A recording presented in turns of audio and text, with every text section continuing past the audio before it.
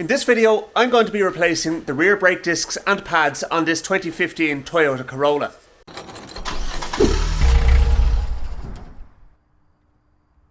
First thing we need to do, of course, get it up in the air and get the wheels off. Now if you're using jack, that's absolutely fine, but just make sure you get axle stands underneath it before you do any work under the car.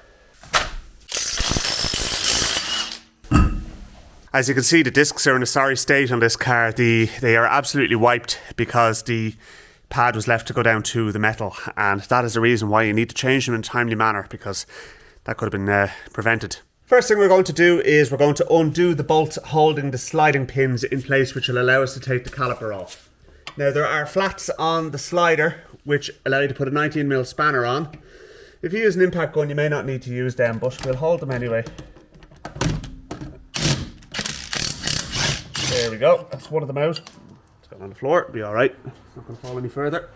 And the other one at the bottom, same situation. Okay, that will allow us to take our caliper off. May just need to get a pry bar or something just to give it a little wiggle. Screwdriver probably would have worked alright as well. Now the handbrake cable is still attached, and that's kind of supporting the caliper, so we're alright there. So let's get our pads out. They're fairly stuck to the disc anyway. And they are absolutely done.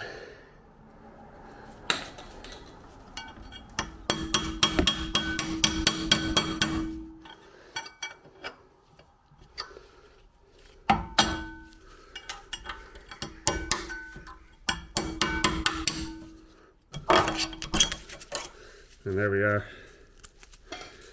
Now our little clip came out along with it, which isn't supposed to happen. But that's alright, we'll just clip back in. Alright. And that is a worn brake pad. Right, so next thing we're going to do is we are going to take the caliper carrier off. And there are two bolts down here which are probably 14mm. We'll check now. And yes, they are 14mm. And they're also stitched, which wouldn't be too surprising. May need a breaker bar for this. Oh gosh. There we go. And crack both of them and then we'll get them loose afterwards. You can tap the socket on with a hammer if you feel the need to do that, but we're alright here.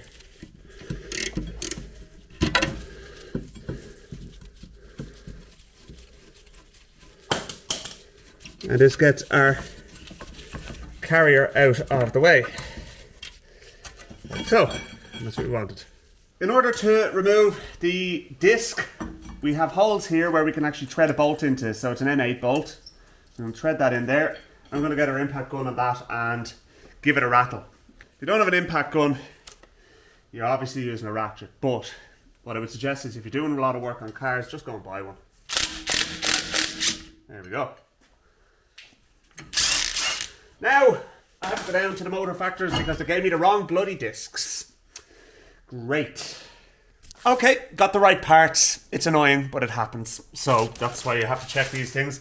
So I'm just going to blow this this off with an airline, or just maybe just even give it a little brush, just to get some of the cobwebs off the back, and then we're going to fit our new disc.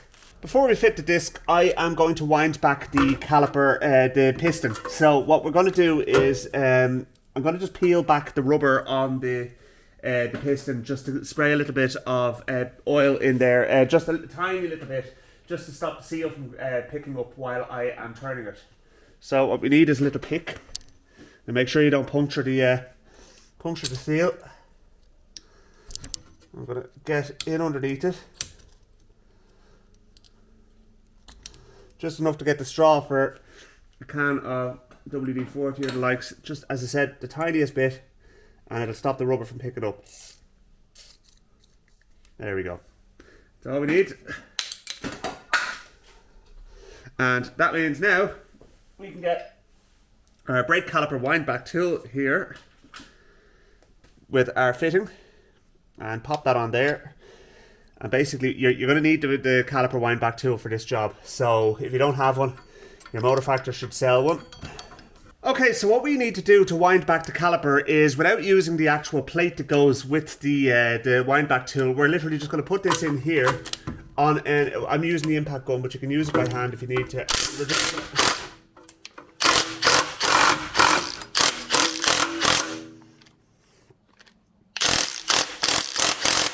every single source I have found on the internet about this job, and sometimes I look up things just to see how other people are doing it, which is perfectly normal, says that you use this the pressure of this tool to wind back the caliper, and that does not work on this car because this is a left-hand thread. So you are turning it anti-clockwise to turn it in, and if you turn that anti-clockwise, you're loosening it, not tightening it, and that's not going to do a damn thing for you. So all you have to do is leave the plate out of it, get your impact going on it, and just screw it home, and then that'll basically wind back your piston. That's what we've done here, and it's worked fine. So that's wound back. So now let's get our disc on.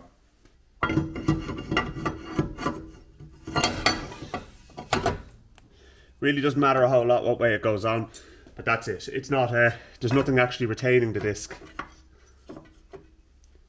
except for the caliper, obviously. So that's that. So now let's get our caliper carrier back on. What I'm going to do is I'm going to just give it a little bit of a clean with a wire wheel and just take off some of the brake dust and stuff like that, and make sure that the slides are suitably lubricated as well.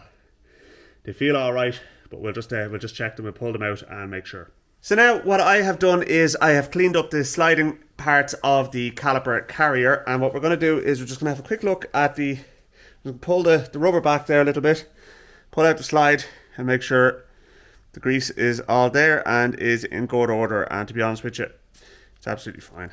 So let's pop that back on. The rubber's in good condition as well. If it wasn't, you'd kind of need to be replacing that as well. I've already had a look at the other side and it's fine too. So let's get that bolted back onto the car, and then we can start putting our pads in. I have cleaned up the heads of the bolts a little bit with the wire brush, and I am going to just put a little bit of blue Loctite on the threads, and we're going to stick this in, and then we'll do the other one. Now, using our 14mm socket, we are going to tighten these up.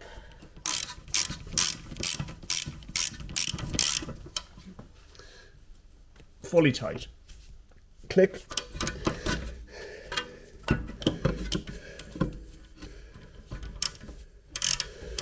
They're usually about, I think, 75 Newton meters if you're going to torque them, but you need to check that in the manual yourselves. But yeah, it's probably a good idea to torque them, but they're not going anywhere. Alright, so that's that. So now we'll stick a little bit of lubrication in the sliding parts of the caliper and pop our pads in, and then we put our caliper back on. So we're going to put the tiniest little dab of copper grease on the lugs on the sides of the pads. There's no need to put anything there because it's kind of an anti-rattle type of plate there on that anyway, but it's just, I'll just put a little bit in there as well. And then that is going to go in here. Now you'll see when you take them out of the packet that the two pads are both different. The inner one has a kind of a little spring, which I'll show you now in a second. Just use a little drift, just to tap that home, and that's it. And we've got the one on the inside as well now. And you will see here, this one has this little lug on it as well. And that is a wear indicator. It's supposed to tell the owner that you need to change your brake pads. You just have to make sure you just have your tongue at the right angle doing this. And then you get them in. There we go. They're a bit finicky to get into those slides, the little stainless steel pieces here, but once you get them in, you're good to go. Now what we can do is refit our caliper, and again we're going to stick a bit of Loctite on these bolts, and I'm going to screw them in. And these are 13mm. I'm going to get the spanner on that as well. I'm going to run them in.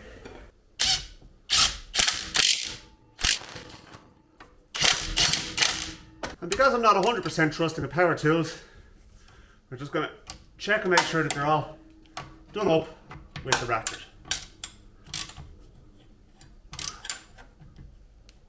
Now, there we go. That's one side done.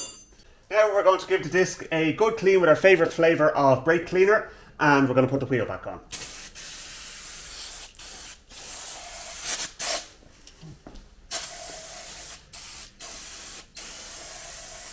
Alright.